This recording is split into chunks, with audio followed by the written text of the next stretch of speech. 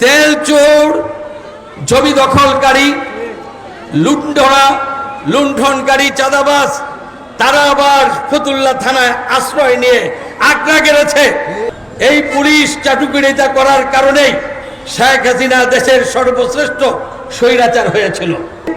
এই বিএনপির অপরাধীদেরকেও আপনি যদি ছাড় দেন আর আমাদের কাছে ভালো মানুষ সাজতে চান, মনে রাখবেন আপনাদেরকে আমরা ঘৃণা করি এবং আপনাদেরকে প্রত্যাখ্যান করি।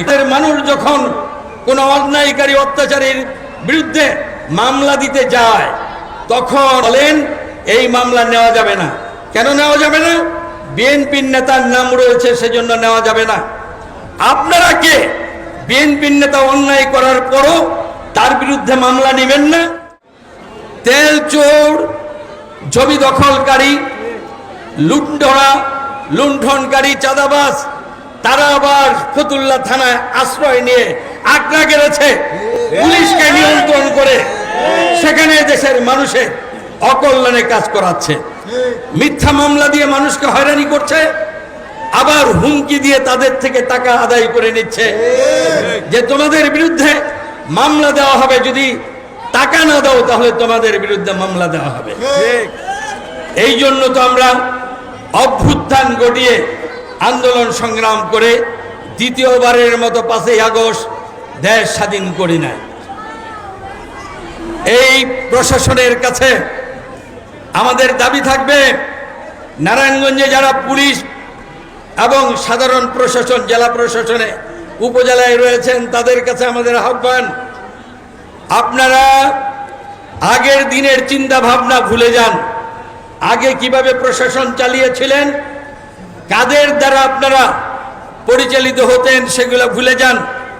গণ অভ্যুত্থানের মধ্য দিয়ে হাজার হাজার মানুষ রক্ত দিয়ে, হাজার হাজার মানুষ ত্যাগ স্বীকার করে স্বৈরাচারকে বিদায় করেছে। বিপ্লবের মধ্য দিয়ে অন্তর্বর্তীকালীন সরকার হয়েছে। আপনাদের চিন্তা চেতনার পরিবর্তন করতে হবে।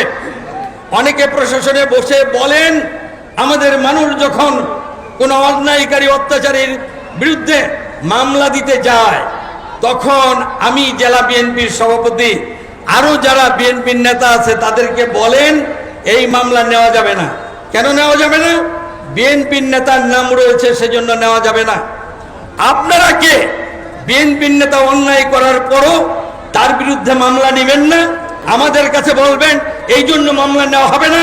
এই জন্য কি আপনাদেরকে বিপ্লবী সরকারের পরে এখানে আনা হয়েছে? অন্যায়কারী যে হোক, বিএনপির হোক, অন্য কোনো দলের হোক, যার বিরুদ্ধে অভিযোগ রয়েছে তার বিরুদ্ধে মামলা নিতে হবে। আপনারা আমরা দেখেছি না, এই পুলিশ চাটুকারিতা করার কারণেই শেখ হাসিনা দেশের সর্বশ্রেষ্ঠ স্বৈরাচার হয়েছিল।